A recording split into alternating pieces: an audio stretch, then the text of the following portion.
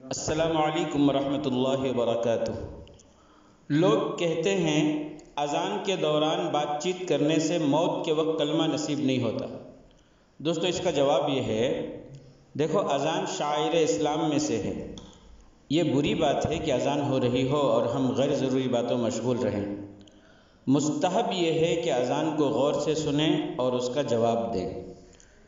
ہر مومن کے دل میں اذان کا احترام اور اذان سے محبت ہوتی ہے، لیکن اس کا یہ مطلب نہیں کہ ہر سنی سنائی باتوں کو دین یا شریعت سمجھنے لگیں۔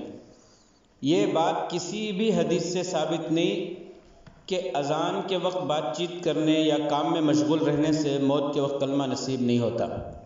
ایسی جھوٹی باتوں کو پھیلانے سے بچنا چاہیے، بلکہ مستند احادیث سے حضور اکرم صلی اللہ علیہ وسلم سے، صحابہ کرام رضوان اللہ تعالی مجمعین سے اذان کے دوران ضرورتاً بات چیت کرنا ثابت ہے۔